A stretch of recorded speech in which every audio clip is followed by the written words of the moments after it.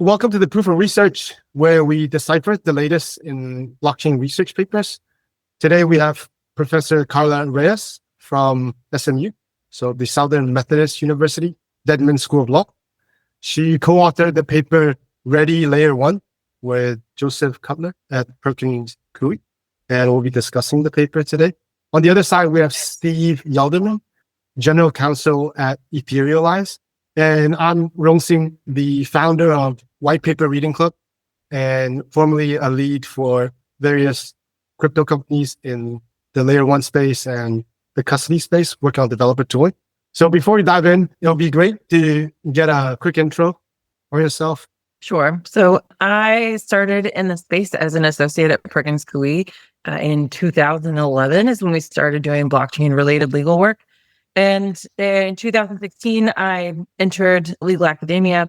And as an academic, I specialize in commercial law and focused, broadly speaking, my research on business and commercial law and blockchain technology, with a little exploration of artificial intelligence in there as well.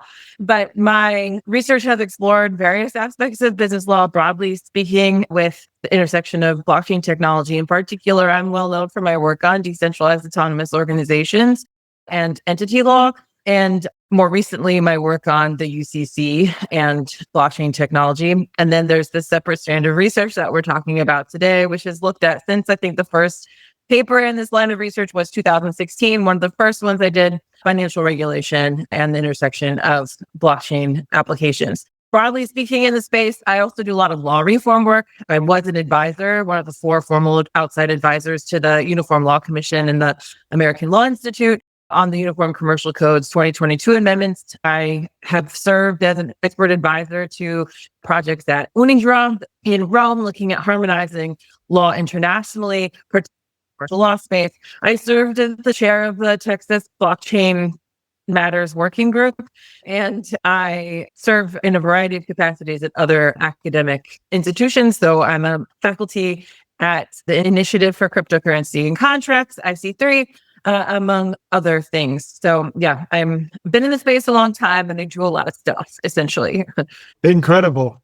And please, Steve. I am Steve Yelderman. I'm the general counsel of Etherealize, where we are helping to upgrade Wall Street's infrastructure by bringing them onto Ethereum. Prior to that, I was an associate general counsel at Coinbase, where I worked on staking services, liquid staking tokens, and led an international legal team responsible for APAC and the Americas. So that's sort of how I got involved in crypto. I love this paper. I'm super interested to talk about it. Near and dear to my heart, because I was previously in the antitrust division at the Department of Justice, working on telecommunications and media. So when something's infrastructure, when something's intermediary, what that means for the consequences in terms of regulation, these are age-old questions. It'd be really fun to talk about this. And I also spent a decade as a law professor at the University of Notre Dame, where I was the director of program in law and technology. I wrote on copyright, which I think will also come up in some of this conversation today. I also taught a class on blockchain regulation, and I think there's so much fun stuff in this paper, and I'm really excited to get into it. I'm clearly out of my depth in terms of the legal discussions, but I think that is in part why we're trying to do this, because as engineers, as builders, I think a lot of the times when we think about regulation in this space, it's usually one, how do I avoid it? And 2, it's like, how do I not go to jail? And I think what we've seen recently is all of that has changed, or it is changing. So I want to thank you both for taking the time to do this. So it would be great if Steve can start off with an interpretation of the paper, and that could maybe help the broader audience. Yeah. So this could be fun, but it's at my peril. So what we're going to do is, Carla, we thought I might try to do my quick presentation of your paper. Feel free to interrupt if I'm getting anything wrong or notice I'm missing. And I hope that this will sort of might be useful to tell you how I read it and how it struck me. So I see the basic frame of this paper is we should think about when technology is infrastructure versus when someone is serving as a regulated intermediary. And open source software has a long history with a few footnotes, but basically has a long history of avoiding direct regulation because it meets this economic definition of infrastructure, which, I mean, Brett Frischman's work is awesome here, sort of has this kind of three-part definition that I'll summarize, I'll distill down to it can be consumed non-rivalrously, without rivalry, so that in other words, multiple people can use it without getting in each other's way. And that the primary use for it is as an input to some other downstream activity. And I would say, you don't usually go on the highway just to go on the highway. I guess you could take a joyride, but for the most time, you're doing it to go somewhere. Similarly, the internet is not in and of itself. The pipes are a way of downloading the news or participating in social media and that kind of thing. And of course, for the most part, when I go online, it doesn't prevent anyone else from going online. That's the non-rivalrous part. But distill it down to those two parts. And then the payoff from all that is when you meet those requirements, generally it should be managed in an openly accessible manner. That's kind of like the literature that this paper is drawing on. And traditionally in this domain, open source software has met those requirements. If you think about Linux, my downloading Linux doesn't prevent anyone else from using Linux or installing it. Use the SMTP, the mail protocol is another example in the paper. Something that my using it doesn't preclude anyone else from using it. And this is usually on your way to somewhere else. You install Linux so that you can then run applications on top of it. Like very old antitrust debate is, what's the product and what's the platform? There's a lot we can get into here. And similarly for SMTP, right? It's never, you don't send an email just to send an email. It's, it's an input to something else. And so traditionally, I'd say probably for the last 30 years, we've approached open source software recognizing this characteristic of it. And for that reason, we have said, let's regulate this domain functionally, and let's concern ourselves with the activity that is actually happening on the system, rather than trying to regulate the system itself. Or another way to look at it is, let's not go after the operator or the developer of this neutral infrastructure. Let's keep it neutral infrastructure. Instead, let's go after the person who's using it inappropriately. I might put a little bit of gloss on this. This is, I don't think this is in the paper, but I would say for these complex technological systems, we typically try to go after the primary actor, or the volitional actor that is the one using this system unlawfully, rather than do this sort of lazy, blunt approach of let's sue Comcast for anything that's happening bad, on the internet. And then I think the taking that frame, the paper then says, we've started to go astray. But regulators have gone astray by overlooking these features, failing to appreciate the infrastructural nature of blockchains, and instead treating the blockchain developer or the blockchain itself like a traditional intermediary, like a financial intermediary that can be subject to these regulations. And then there's a couple of good examples in the paper. It's sort of, we've 0x is the Matcha 0x example. I think Tornado Cash might be another example we could talk about. This is drawn in the paper. Say we're trying to apply the wrong tradition of a financial intermediary approach rather than the technological infrastructure approach. And that is causing regulators to step on their own toes, get in their own way, and not achieving their actual policy goals, and also leading to regulatory uncertainty for developers who are intending to develop under the sort of open source software, I'm providing infrastructure approach. And really, in doing so, they're attempting to provide a public good, which has a certain kind of economic model for, what the costs and benefits of developing that way are. And they're getting hit with a different kind of frame, which is being a financial intermediary brings certain costs and benefits. You profit in a certain way, and you're not providing a public good. In exchange for that, you come under quite a lot of regulatory burden. So that's my 50,000 foot take of the paper. I'm curious to know if you think I've done it justice, or if there's any kind of subtlety you think I missed there. I think it's a really good description of the problem portion of the paper that says this is what has gone wrong. I think the paper tries at least to go on and say, in order to fix this, we have to think about the way we do regulation differently.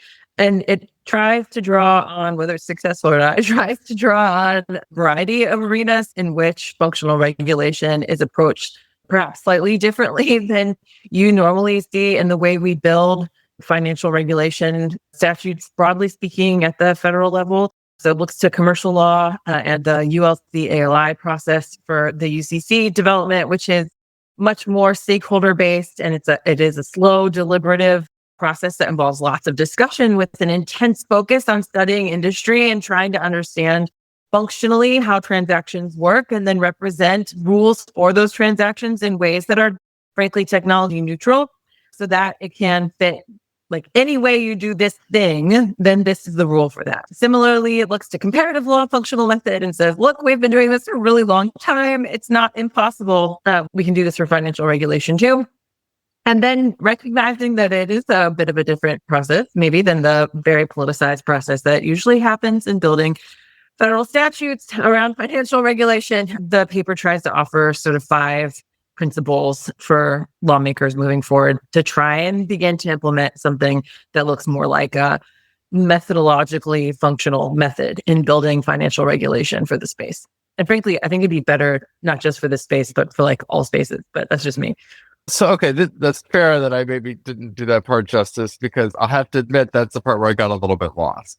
I understood the functional approach to mean look at what a thing does, not how it does it. And at least in some place in the paper, I sort of read it that way. And to me, that came across as like in a lot of law and technology, really the meta debate is like, what level of abstraction are we going to do this thing create? I could give you a bunch of examples in copyright law where it's like, did we just say, hey, at the end of the day, you're making a copy of a song. I don't care what's I don't care what's happening under the hood. And am I misunderstanding the functional approach of sort of asking like, look at what it does, not how it does it?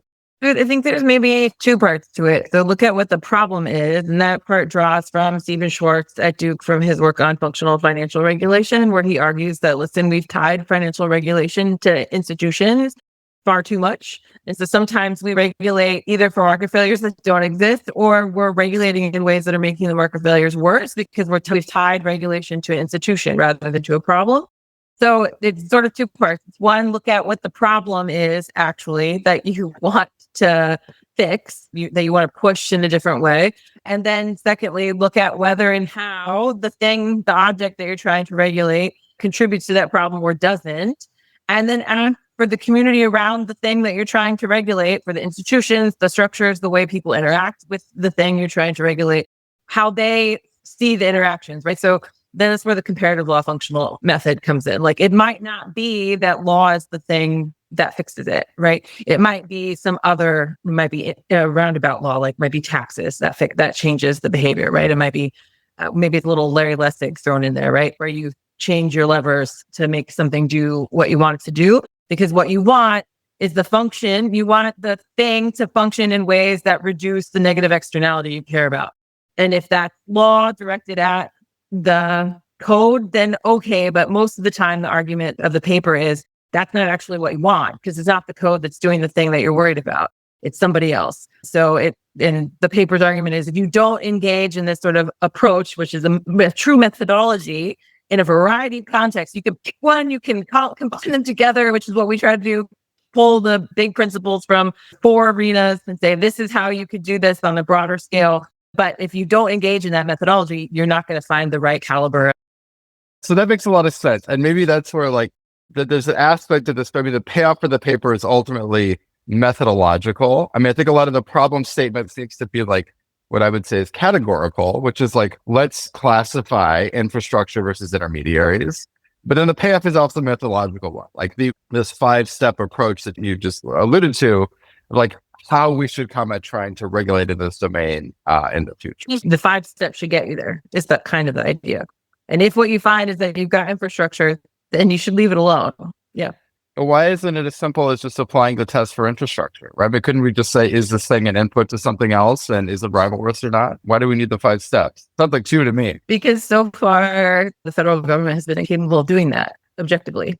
So that's like, if you can't, like, I don't know if it's because they don't understand the tech well enough to be like, oh, here, if it fits the definition, or if they're politically motivated not to do it. I don't know. But so far, the record is not good for them in terms of just being able to identify it. So I'm trying to offer a different approach that maybe gets them to better answers. They might not always get to the answer that I think is right, but hopefully they get closer than they have been, because so far they've not been doing a good job, in my view. On that point, if I just take a slight step back, because what I see right now is like 2 advanced players going against each other. Just for the beginners out there, it seems like one of the main things that's discussed in the paper is the government agencies need to kind of develop a technical understanding of crypto, of blockchains, of layer one blockchains, layer two applications, all of this stuff that is happening. I'm wondering, how does that work currently? Do they have engineers in the department that's kind of teaching them this? Or how do they even evaluate, let's say, Ethereum? Do they just kind of look at Ethereum and say, and is there like a person that's doing this? Do they read papers like Ready Layer One? And yeah, like how does this process work? I guess maybe just for some context. Well, I would love to say that they read my papers and that it influences them heavily. I seriously doubt that is the answer. There are industry groups that are, key players in DC that do a lot of the educational work. Similarly, at the state level, there are industry groups that do a lot of the education work, like here in Texas, the Texas Blockchain Council, sort of nationally, the Digital Chamber. A coin center, would that be considered? Coin Center, DeFi Education Fund, those kinds of groups. But in terms of for Ethereum, I don't know. Steve, do you want to comment? You're probably better positioned to comment on that than I am. Well, sure. I mean, I think that one thing there's not like a single answer, because there is quite a wide range in technical competence, but regulators around the world and even different regulators in the United States, I think, have a different willingness or even interest in trying to understand this technology.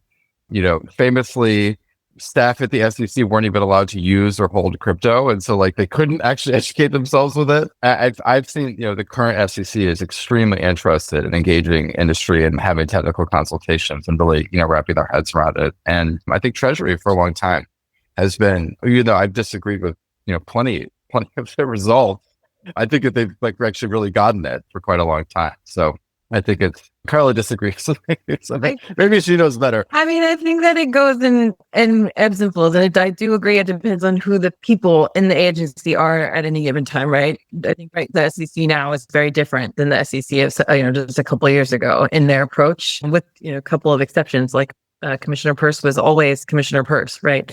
It's just that now she has a different infrastructure she can use to educate her fellow commissioners. I think the CFTC even tried, even though I very much disagree with where they came out on a couple of places. I think they tried in the prior administration. I think they're well poised to be in a very different technical understanding position, depending on how the nomination goes now, right? I think FinCEN tried. I'll give them, they tried. I'll never forget, the very first thing I did as an associate in blockchain legal work was when the 2013, well, that's not true, but the biggest thing in FinCEN and legal work I did was in 2013 when the guidance came out. So we'd done work for a couple of years before it was trickling in. When this thing happened, everybody was crazy because it was written such that if you were a regular stored gift card provider, you thought you might get caught in it. If you had a miles program, maybe this applied to you. Is that a virtual currency? So anyway, so they allegedly even tried then to ask industry experts about it, but clearly got some things confused because they used phrases like convertible virtual currency that no one had ever heard of before, or an administrator. We were what are you talking about? And so I think even when you're trying to learn, depends on what resources you're using and depending on the quality of those resources, whether you come up in the right spot in terms of understanding or not. But I think what's really cool now in the crypto space is that we've got a lot of groups like the DeFi Education Fund, Coin Center, who provide really high quality research at this point. If you're interested in learning, there's really no reason you can't learn about it. And I'll give a tip of the hat to where you're based. The MAS in Singapore is extremely technically deep, and I've been super impressed in all of my interactions with them. At least, I don't always agree with the outcome. But I think they know what they're doing. I feel like some of the people in MAS probably took programming as a side gig or something. they clearly understand. So then maybe as a builder, I think one thing that I see in this space is there's constant innovation in what we consider, at least as an engineer, what is an infrastructure, right? So when Ethereum originally came out, the whole thought was that, you have to enable people at home to be able to run a node, to do it with regular internet bandwidth and still be able to contribute and to secure a network. And That's something which is at the core of Ethereum. But as you have services like Solana come on and potentially other services, they've now said that, well, it's now limited to only certain machines or systems with certain amount of bandwidth that can really participate in the network effectively, right? You can run these nodes, but you're not really validating the network. And even I think in the technical sphere, there's a lot of debate. What is a layer one blockchain? What is decentralized? Do you think that regulators need to understand everything to this depth? And do you think the idea of infrastructure changes depending on, for instance, the number of validators that are running on a network, or how geographically decentralized they are? And does that impact what a infrastructure is, I guess?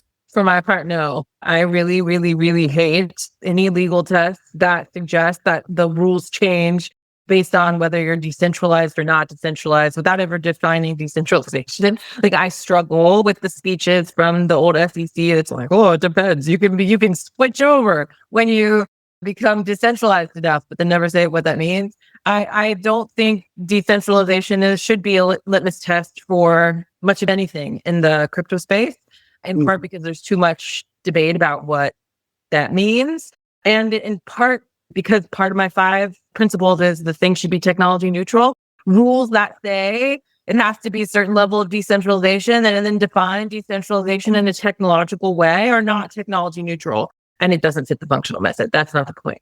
So for me, that's in developing legal rules. So one thing I like a lot about Carla's framework is that it neither depends on decentralization, which is great.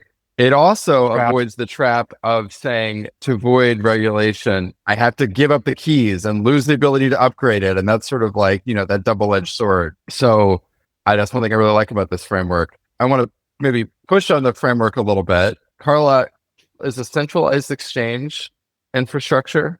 No. Why not? I mean, there's not rival risk, right? I mean, the order books can be scaled like very easily over, without changing anyone else's ability to use them. And typically aren't exchange services input to something else, right? Like trading Ethereum is not an end in of itself. It's like I'm buying Ethereum so that I can go use the blockchain. So sometimes, but not always.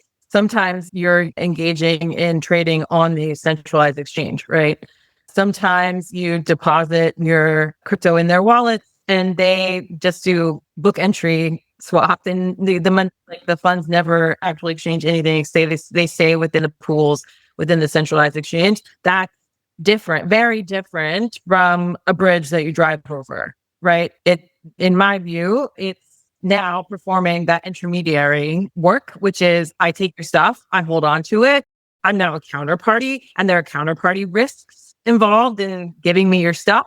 There are ways we can siphon off some of those counterparty risks in both private law, methods via Article 8, but also in public law methods like the market structure work that is ongoing still. But you have the very intermediary risks, and they're performing the intermediary functions of aggregating capital in order to facilitate financial transactions, which is the opposite of what infrastructure does.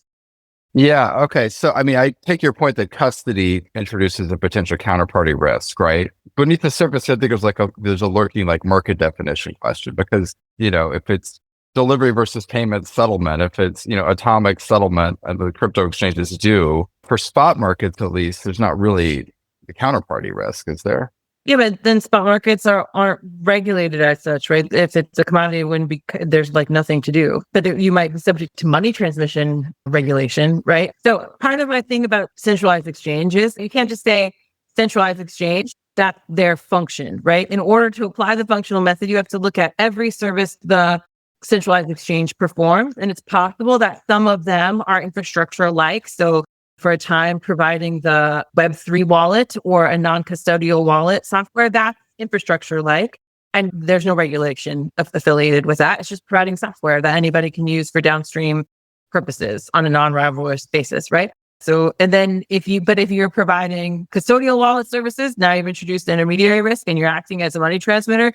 functionally, because you are in fact transmitting money. If you are basically being Western Union, but in crypto version, right? Yeah, that's functionally a regulable activity. So part of the functional method is taking the centralized exchange label and actually looking at what the services are under the hood and regulating each one accordingly, rather than just being like, oh, you're a centralized exchange, bam, you're this, and you must do all these things. Yeah, no, that makes a lot of sense. And I think the word functional can mean a lot of different things in different contexts. But I understand functionally, you're pulling apart these different aspects of what Coinbase offers, and the custody function is money transmission regulated as such, right? Or usually involves money transmission.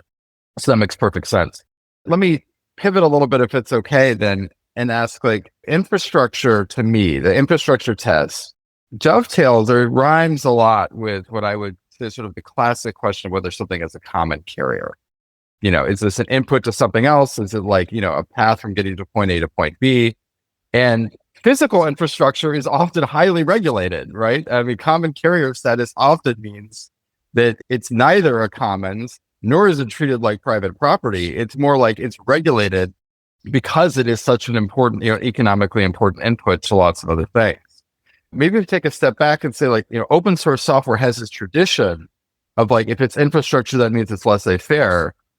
But what's the intuition for why that outcome when it comes to open source software, whereas other kinds of infrastructure, that characterization actually leads to quite a bit of regulation, including like internet pipes? There was a big push to regulate them, to require them to be neutral, right? Net neutrality was a big thing for a while. Why is open source software different from other kinds of infrastructure? Or we might say, like, standard setting bodies, like, big push to regulate them, right? That's not even physical infrastructure. That is the kind of intangible infrastructure. And, like, why is neutrality something that doesn't need to be, enforced with a regulatory hammer? And Carla, before you go into this, I just want to quickly, Steve, can you just explain a little bit what is a common carrier, just for the...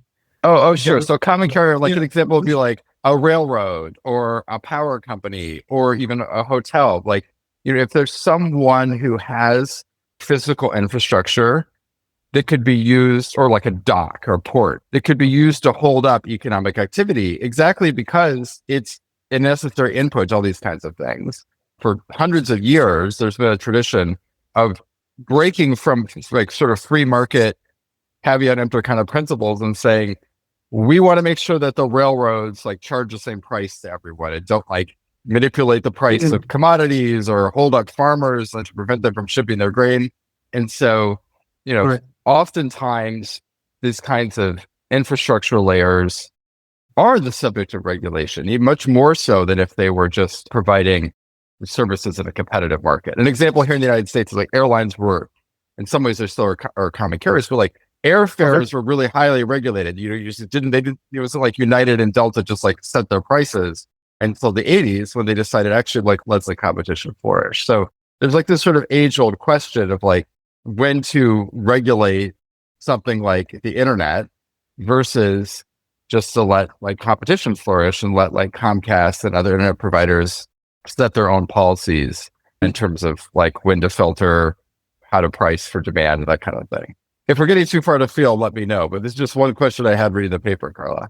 I think it's because, in my mind, a common carrier is an infrastructure in the same way that the railroad, like the rails of the railroad, are, right? Okay. So one railroad provider, one train operator could go down, and the rails would continue to exist, and another train operator could pop up and use the same rails.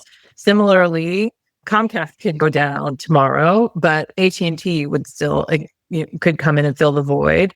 And the internet itself is the infrastructure, remains there. Whether people can access it or not, it's a different question. And maybe this goes to the question about centralized exchanges as well. The centralized exchange itself is downstream use of the protocols, right? The protocol itself is the infrastructure. Building a centralized exchange that acts as a gatekeeper for people who with less technological capacity to interact with the protocol is a downstream use, engaging with the infrastructure. And so for me, the centralized exchange is the common carrier. And so it's perfectly rational that it would be more highly regulated than the protocol itself, which needs to be preserved as open access for all, if that makes sense. I think I'm separating them a bit more. So I think you're distinguishing between the physical infrastructure or like the code itself versus the person who's like building and operating upon that, who might be like closer to a primary actor or someone that gets legal which is why the responsibility. paper very specifically and kind of annoyingly says over and over and over and over, open source blockchain or DLT protocols and open source smart contract layer 2 protocols, right? The use of those words are specific, intended to signal literally the protocol, whether that's decentralized layer 1 or decentralized layer 2 smart contracts protocol. And that's why, because the company that does something with that is at a different layer in perhaps regulation and otherwise. Yeah. So one other reaction I had reading the paper is, I wonder if actually the world is a bit happier than you make it sound. And I just want to suggest that I wonder if actually regulators so far have understood, or maybe accidentally reached this result, that like layer 1 blockchains actually are infrastructure. And what occurred to me is I think almost all the examples that I can think of in the paper were actually like layer 2 applications.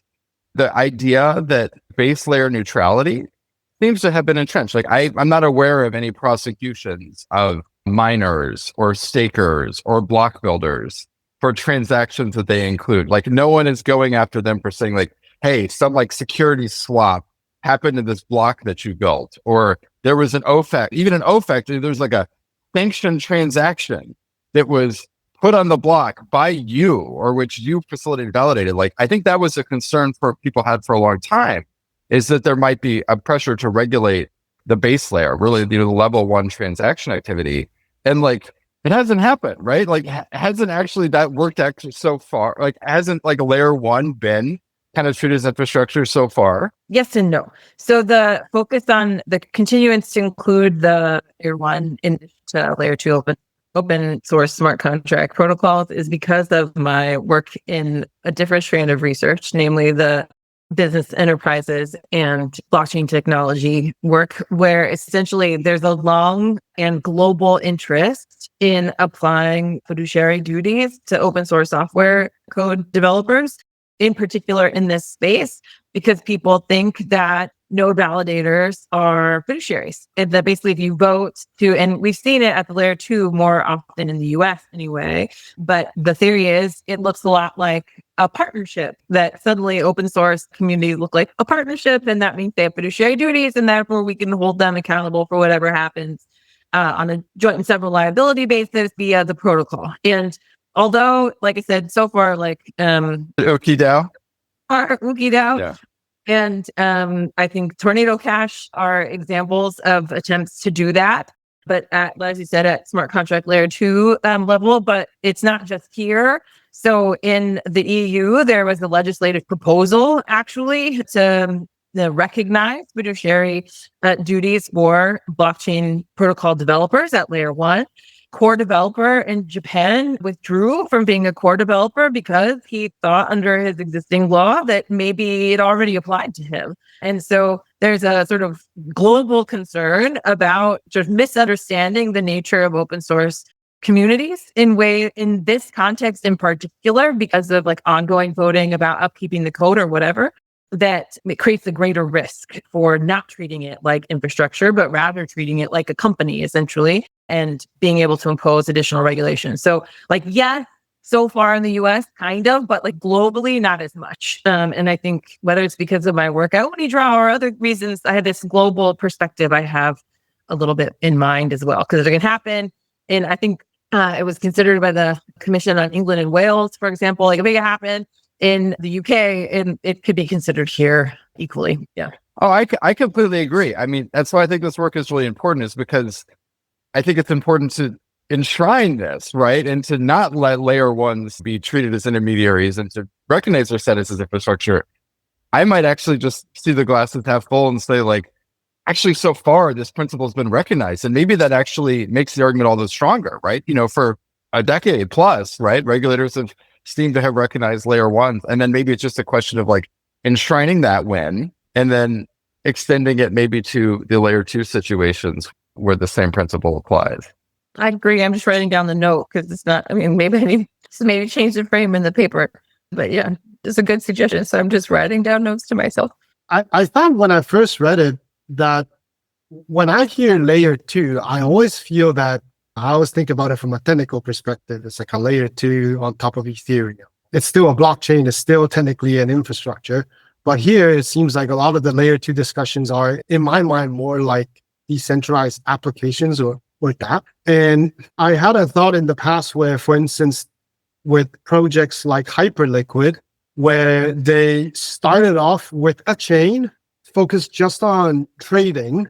And now it looks like they've kind of expanded the scope of what they're doing into allowing other builders to build on top of this chain, but mostly to service the original trading platform.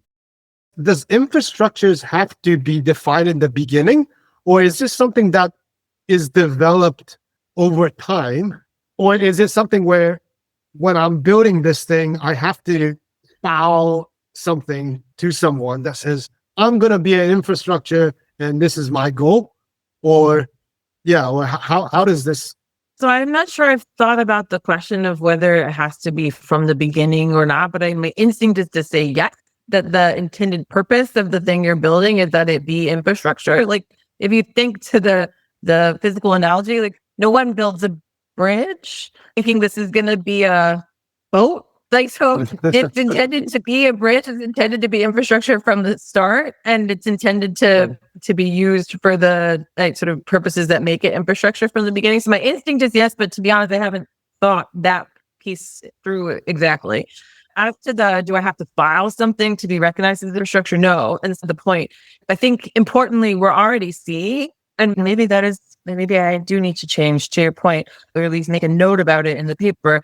So my new strand of research is with Carla at Washington Lee, and she's a supply chain expert rather than a blockchain expert. And we're looking at the supply chain of critical and emerging technologies, which are essentially labeled as such by the executive branch, the U.S. Office of Trade Representative, under the rubric of being critical infrastructure. So there are certain emerging technologies that have essentially been recognized as fitting the rubric of critical infrastructure for purposes of economic development in the United States. Among them are artificial intelligence and blockchain technology and quantum computing, for what it's worth, and on a whole bunch of others. But those are three we sort of zero in on. And to the extent that it's recognized, right, by the U.S. Trade Representative as infrastructure, like that's a signal it's truly functioning economically as infrastructure. It's not something you can, like, what's the word, regulatory arbitrage, like, let me make this look like infrastructure, so like get out of regulation. That's not a thing. You have to actually work that way. Hence the functional method. Does it actually do what it claims that it does? We don't care about what you say it does so much as how it's actually used and how it functions. So, Carla, I think you're saying intent doesn't matter, but what you say you're trying to do doesn't matter. What you're intending doesn't matter. What matters is like economic reality. Is this thing infrastructure or not? And you said you had this example of like a boat can't turn out to be a bridge. But actually, I would say in copyright, there's examples of people that made like private building codes that then became adopted as like the city standard for how buildings have to be built. And like, it's actually, maybe it's an edge case, but it's not like impossible, especially with something intangible like this, that you might intend something to be a private protocol and then it becomes industry standard and then maybe that has regulatory consequences. So I wouldn't rule out that possibility. That's fair. I think my instinct on this comes from the private law perspective. So in commercial law, we really don't care what you call a certain kind of contract. If it has economic reality of whatever, then that's what it is. So you can call it a sale with a reserved title, but what you've really done is create a security interest and give it a loan, right? We care about the economic reality of the thing and not so much the title. And I think that's where my instinct comes from, but your critique is perfectly fair. So well, I wouldn't say it's a critique. I'm saying, I think I'm advocating to extend your approach even further. I think I'm agreeing with you. What though, when it's mixed, right? When there's a service or a protocol that has aspects of this sort of infrastructure public good, but also has some uses that don't. I know I could ask you for a number, 70, 30, 50, 50, but like, I mean, analogy would be when something has both lawful uses and unlawful uses. VCRs being an example of something with substantial non-infringing uses, but also having the capacity for piracy. You know, what happens if there's a protocol that is an input for a lot of other things. But it sort of has an infrastructure capability, but sometimes isn't in and of itself, or maybe does have some rivalrous characteristics. And like, if we go back to the highway analogy, it's often an economic, it's an input to shipping goods across the country. But if there's a highway that's also just a destination because it's a scenic drive, right? People are just coming there for the highway itself. Is that still infrastructure? How do we try to pull those two apart in a mixed example? So I think you have two different examples there. I think the highway that is for scenic drive is clearly still infrastructure. I think the definition mentions that it can be used for social goods, right? And I think going for a scenic drive counts beyond just a downstream economic use, but like just a downstream use for doing social goodness, right? That counts as something that could be used for as infrastructure. So I think the highway example is a yes, right? It's put aside the highway. Okay.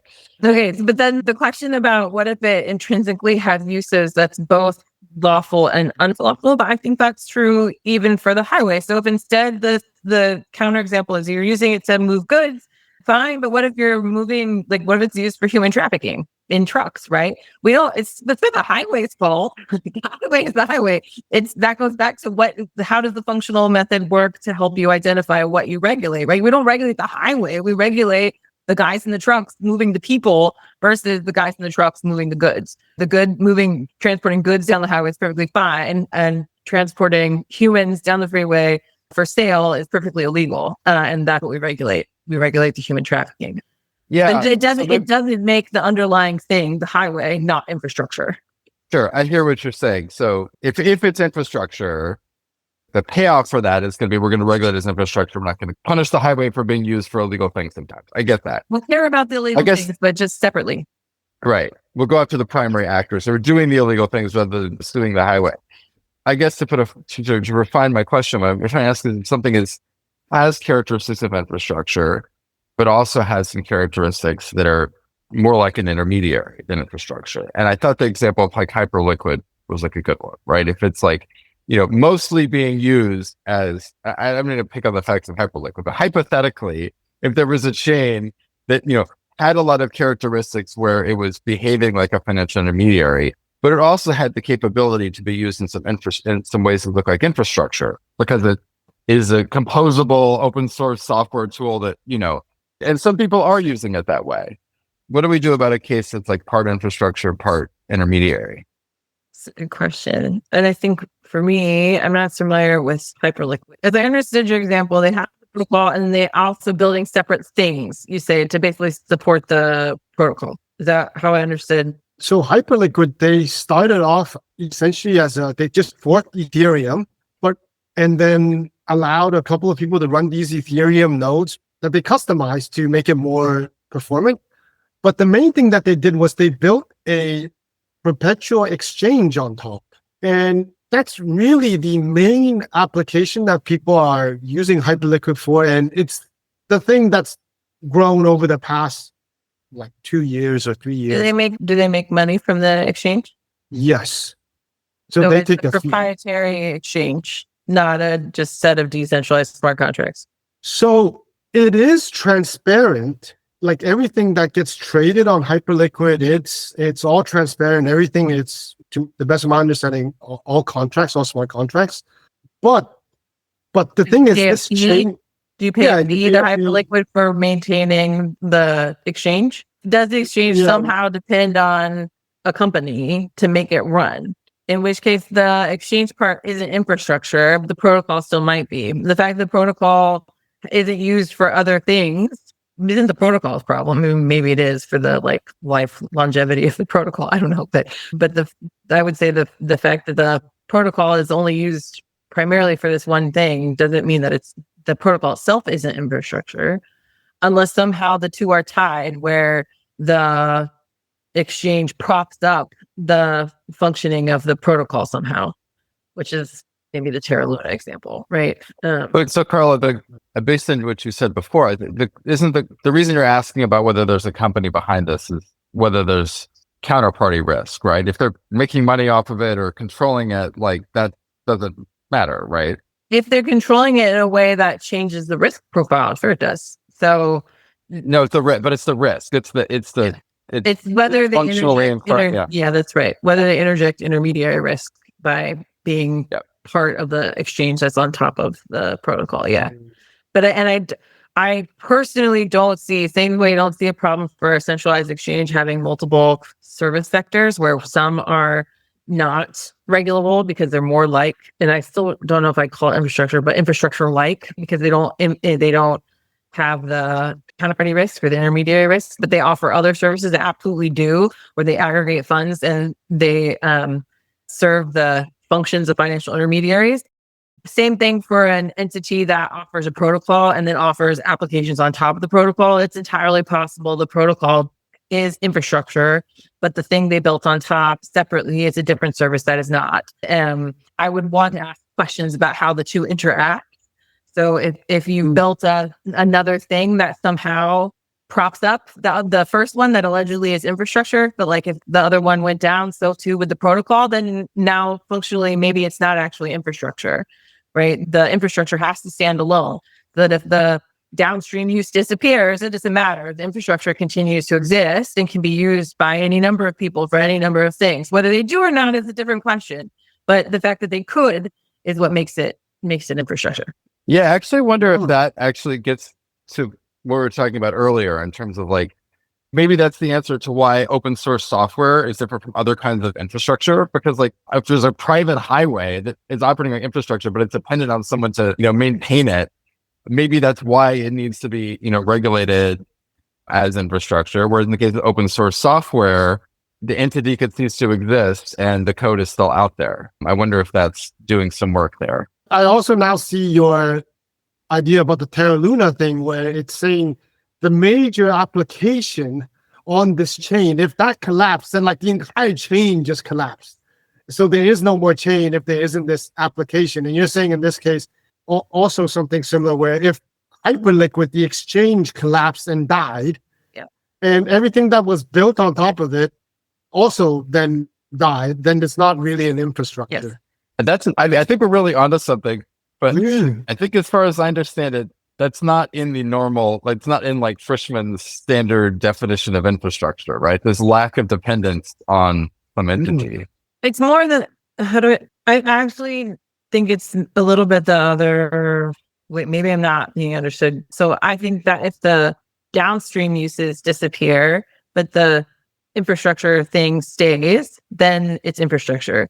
If the downstream uses disappear and it kills the infrastructure, it was never infrastructure, actually. Am I making so? If Ford collapses and stops making cars, and somehow so too do all the bridges that Ford cars crossed, then the bridges were never infrastructure, right? Which we cannot possibly imagine. But if the bridges stay the same and, Dodge can use them and so can Honda, then the bridges are infrastructure and the cars are just downstream using the infrastructure. Maybe like it's hard, like it's a dumb analogy because nobody would ever, that wouldn't happen, right? But that's why we know a bridge is infrastructure. But nevertheless, bridges are dependent on municipalities or counties or whoever it is that's in charge of the bridge to maintain it. Somebody has to maintain it. So it's not that the infrastructure isn't dependent on something for maintenance. It is the open source community, right? It's the opposite. That the downstream, the people using it for downstream purposes, likely profitable economic purposes, if their business or application dies, the protocol doesn't die. It still exists. Same as so if it's a decentralized, same like 0x, right? 0x dies, but technically the 0x protocol is still out there. The code exists, making the layer 2 smart contract protocol infrastructure, even though 0x, the entity, no longer is a thing. Could a measurement be, for instance, the amount of value or traffic that goes to a particular infrastructure or protocol? If, let's say, 80 to 90% of the traffic, transactions, and activity that goes through, let's say, this chain is all based on this single application, then it's not really an infrastructure, right? Because it's really just serving this one application. But if there is, let's say, 100 applications, and if one of them is only taking like 1% of the traffic and transactions, then, I'm really just kind of. I don't think so. I think that goes back to is it the infrastructure at the time you make it such, or is it not? Does it change depending on metrics that develop over time? And I don't find that to be a useful litmus test, because it just because a bridge is only used by one person, and if other people, so maybe the good example is the Mackinac Bridge in Michigan, right? You only use the Mackinac Bridge if you want to go to Mackinac Island. And the only people that go to Mackinac Island, right, are people that are often tourists trying to get to Mackinac Island. Check it out. It's an Amish community there, right? Amish built furniture, something, right? That doesn't mean it's not a bridge. That is infrastructure that people could use for other things if they wanted to, right? If they just wanted to tour Mackinac Island, they want to go to the beach on Mackinac Island. It has nothing to do with visiting an Amish community to buy furniture. You could be going for any purpose, but just because like 80% of the traffic is to go to the Amish community doesn't mean the bridge is any less infrastructure. But so I don't think the type of traffic or whatever matters. Like even still, and in part because if let's go back to the hyperlink exchange, even if it is 80% of the traffic, if for whatever reason, I don't know, it blew up, right? Then, and all traffic ceased and hyperlink, the protocol was just there, but nobody used it. It's still there. It's still infrastructure, right? It's still just like a bridge standing alone that nobody crosses. It's still a bridge. It's still there. That's kind of the point. Open source software is there, even if it's only there in GitHub, and you can take it and build it there if you want. It's still there. Yeah, that makes it infrastructure. Anybody can use it when they want, and they can use it, interact with it how they want. And it's the interactions of the downstream users that should be regulated when those things are illegal, and not necessarily just illegal, when those things cause risk of whatever kind. Those are the things that should be regulated when we're really concerned about that risk, and not the infrastructure developers themselves. Understood. I just have two more questions, but before I continue, I feel like, Steve, what are your thoughts? I feel like our gears churning in your head, like, yeah. I think that the infrastructure like framing is super useful, and I think it actually has a lot of explanatory power for actually why so many layer one blockchains, I think, have been kind of treated neutrally and kind of haven't. I think that actually more regulators might have appreciated this more. We should give them a little bit more credit. And I think that at some point in the stack, though, the infrastructure lens its usefulness might run out. And then I think at that point there might be other frameworks we need to think about, such as like what's necessary to become primary actor, what's some secondary liability, and what kind of safe harbors we should have for entities that might otherwise have secondary liability, but that we want to say, as we've done in copyright law or for other online platforms under Section 230, I think we should, and this is not Carla's paper, but I think that it's probably, something we should be talking about in the industry, is sort of like, what are the steps that we want to require people who are higher in the stack to comply with to get regulatory certainty and to get some legal protection? And so kind of like a layer cake, I think, I think infrastructure, is like a great answer for the layer one, and maybe some like layer two stuff as well. But I hope that we'll have other kind of ways of complying or avoiding onerous regulation for other places in the stack as well. And I think, Carla, it seems like you're nodding to agree with me that like infrastructure doesn't have to be the only game in town, right? No, I think that's right. And I think when I talk about layer two protocols in the paper, it is a very specific open source smart contract decentralized version that I'm thinking of, right? It has to fit the exact same characteristics as the layer one protocol, or it doesn't count. It's something else. So even when I'm saying Coinbase offers infrastructure like, right? Already we've seen the limit of the infrastructure framework, I think. But certainly there will have to be other frameworks we use to think about regulation for other things at layer two and above.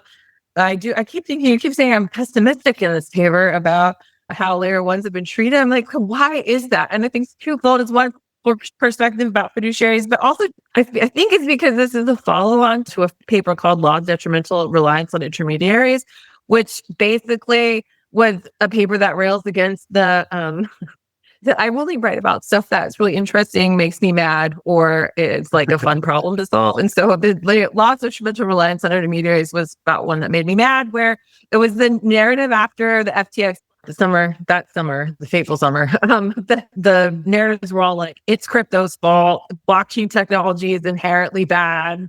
I don't know, there were like 4 things they said over and over that had nothing to do with anything. Like, that's not why FTX fell. And it's because both regulators and lawmakers were like repeating these things without thinking through them, that I have this maybe I have what's coming across to you as a negative view of lawmakers' approach to this space. Because at the time, I view this as the second chapter of that first one, and that way I was mad about the response, the narrative that was given as a response to the FTX collapse, like not just recognizing it as the next Enron, but rather something else entirely.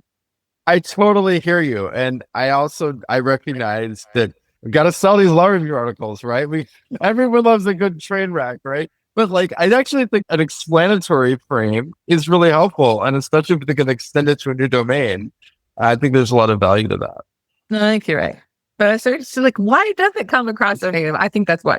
Because it was written as a long answer to the crypto's bad after FTX thing. So. Okay, I just got 2 more questions. Stuff keeps popping into my head. It's like the challenge with these discussions. Like, you start off with one thing and then it just like evolves. But one thought that I had is, I feel like, let's say, just take Ethereum as like an example. Ethereum is a layer 1 infrastructure right now. And as people develop smart contracts for Ethereum, they're kind of deploying these contracts onto the chain, and everyone's running these smart contracts. And over time, for instance, you have decentralized exchanges like Uniswap, you have decentralized lending protocols like Aave, you have mixers like Tornado Cash. And over time, I feel like these protocols become it's like genetics almost. They kind of merge into the infrastructure in some ways. For instance, now if I fork or I start a new chain, and a lot of chains are doing this right now, for instance, they will by default have a decentralized exchange built in. They'll by default have a decentralized lending pool built in. So I feel like the scope of this layer 1 decentralized infrastructure, it's going to grow over time, right? Like, in the future, maybe we would just by default start with all these like wallets and all these like new tools. It just comes by default as part of the chain, as part of the open source code. And in that world, do regulators then have less and less to do, where they're kind of just like how does it work? Do they lose their jobs in that world, or like then they kind of just sit back and wait for something to happen? Or like what happens in that world, I guess? And I think that's the point of the second part of the paper, right? We've still focused on the infrastructure part, but I think that's the point of the second part of the paper, which is that this framework doesn't mean that regulation is not going to apply to the space. It means it's going to apply differently, hopefully, than the framework we've had before, particularly in identifying to whom it applies. And the paper's argument is like, listen, I know it's hard. I know it's gonna be hard, but it's necessary, because and maybe this is the other pessimistic part of the paper, where my experience thus far with public law efforts to build new rules for the space is that if it's harder to do, then we try and take the easy way. And generally speaking, tying the regulation to the institution to be like, oh, it's a centralized exchange, we're going to regulate like this. That's much easier than just aggregating functions that it serves and regulating each function accordingly. And the point of the paper is you have to look at what each entity is doing and the risks that activity causes in the market, and then decide whether those risks are the kind of risks you want to regulate and for what purpose.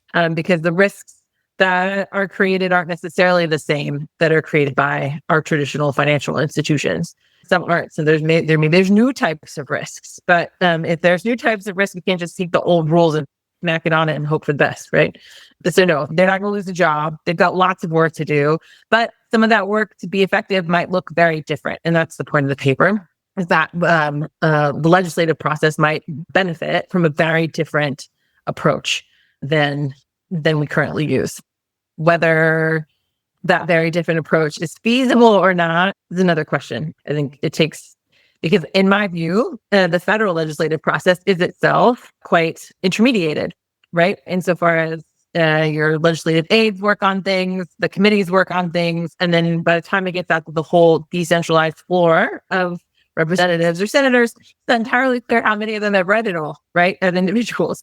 And so, in order for effective regulation to go forward using a functional method, I think even that very intermediated approach to lawmaking has to change. And the suggestion in the paper is to make it look a little bit more like the UCC approach, would involve stakeholders directly and on a wider scale than like the privileged few. And for reasons that I think are fairly clear, my perfect example right now is in the Genius Act. There are bankruptcy law provisions that don't make any sense.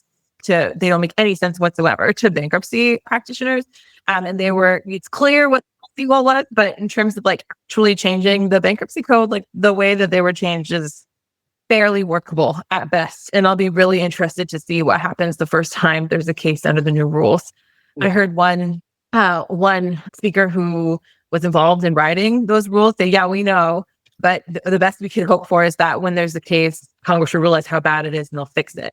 It's really not the best, in my view, really not the best approach. But anyway, and part of that is because they didn't have bankruptcy practitioners or experts maybe at the table when they wrote the rules. The very intermediated approach to lawmaking didn't account for having quite as wide a stakeholder input as might have been useful. If you're a participant in that bankruptcy, it's no comfort to say, we'll fix it next time. That's something you'd like to get right in advance, right? Yeah, exactly. Got it. Steve, is there anything that we missed that you think we should go into, or any? No, I think this was a great paper. It's been a great discussion. I know you're going to edit this. My 2 cents would be maybe I let us a bit astray. We're going down this whole common carrier rabbit hole. I'm not sure that will be very useful to many listeners. So that's my 2 cents. Otherwise, I think this was great. It was really helpful. And I have things to think about as I edit the paper, particularly this idea that maybe we already have said protocols, at least in the US, to like a limited extent. We've said protocols are layer 1 protocols anyway, are infrastructure. And by the way, Carla, if you felt like, as I think about how it interacts with my current work, I don't know why that didn't occur to me. Because I'm literally working on a paper where I'm like, oh, yeah, USTR said it's infrastructure. But anyway. Well, and there's still plenty of motivation because you think this has been the rule for blockchains, like since the Genesis block. Now it's under threat. See Europe, see, whatever, see this Japanese guy. So like, I think there's still plenty of motivation and still plenty of importance, but we can start from that tradition is actually applied to crypto too. That's even stronger. I like it. So thanks for that. Yeah, and there's so many topics. I know we didn't want to talk about all the property stuff or like the tornado cash stuff. And I actually picked up some of that from the funnel, and it kind of put up a light bulb in my mind. So I think that'll be probably for a future discussion, which would be awesome. Maybe just 2 things from Carla, from Steve is, one, is there something that you're working on right now that you think we should be watching out for, whether that's a paper, whether that's a case, whether that is a project? And secondly, is there an interesting tool, product, service, paper that you've seen that you feel we can look into? Oh, you're muted, Carla. Yeah. I literally just unmuted myself and like remuted it by itself. Anyway, okay. So for me, I'm working on 2 maybe strands of research at the moment. One is this supply chain analysis, which essentially connects private company choices around critical emerging technology to national security priorities, which I think people haven't maybe paid enough attention to. Well, we argue anyway that maybe the companies themselves haven't paid enough attention to. And maybe they need to think about supply chains in a more strategic context as a result. So that's one set of papers forthcoming with Kish Perella at Washington Lee, the first of which will come out in the Seattle Law Review in January as part of the Burley Symposium. And then the other is a paper called Code is Not Law. And it's with Andrea Tosato, my colleague at SMU Dedman School of Law, and Andrew Hinks at Winston Strawn, who's a well-known crypto lawyer. And that paper works very hard to dismantle some of the apparent myths in the industry about what happens when you create assets, and the extent to which property rights attach to those assets versus contract rights and the consequences of that. So there seems to be hype in the industry, like you can create property regimes out of thin air. It's not true. And so that paper works to show just why code without positive law is just code, and code can't actually create law all by itself. Yeah, those are maybe the two. Yeah. Okay. Wow. Those are the second one. I think it's gonna be a fight in the ecosystem, I think, but an exciting one, I think. The other paper I'd recommend, by the way, it's actually an essay by colleague Andrea Tosado and his co-author Chris Odenay at Texas A&M, and it's forget the actual title of the paper, but it's a comparison of the Genius and MyCard on stablecoin regulation. So I'm sure if we put in, actually, maybe I can look it up, but stablecoin comparison of Genius and MyCard, it's quite good. But anyway, that's another paper I'd recommend. Okay. That's by Andreas Tosado. Yeah. Okay, cool. I'll take a look at that. And Steve, is there something that's in the works at Etherealize or that you're working on that could be like a divergent thing that we can look at or think about? Well, we're cooking up a lot of good stuff at Etherealize, building financial infrastructure for Wall Street to build on, onto Ethereum. We put out a series of white papers, and, a large part of what we do is educational in terms of bringing people who are outside the crypto mainstream, like up to speed on what's going on with privacy, what's going on with L2 scaling. And so, we have some good resources in terms of like, why blockchain at all? Like, actually, what is the promise of this technology when it comes to upgrading the financial plumbing? More to come from us, but we've got a couple good resources out there that people might want to start with. And for future updates, I would say follow me on X. I'm at Yelderman, and we'll have more exciting stuff in this domain to be announced very soon. Well, awesome. And is there a particular project that you've looked at recently that you felt like you're like, wow, this is very cool, or you're like, okay, that kind of tweaked my mind a little bit? Is there something that's come up in that world? No, nothing comes to mind. I wish I had more to plug, but that's what I got for now. This has been incredible. And firstly, thank you, Carla. And then really importantly, thank you, Steve, for doing this. It was super fun, though. I agree. Thank you so much for doing this. Appreciate it. All right. Thanks so much for having me. See you both. As builders and researchers, the topics of the law is usually an afterthought. But as our impact on the world grows, we're now pushing on the physical boundaries of society. The future requires us to know when to follow the rules, when to bend them, and when to challenge and change them. But the first step to all of this is to deeply understand how they work and why they exist. Thank you, Carla, for this incredible paper, and Steve for helping us unpack this topic. More research to come.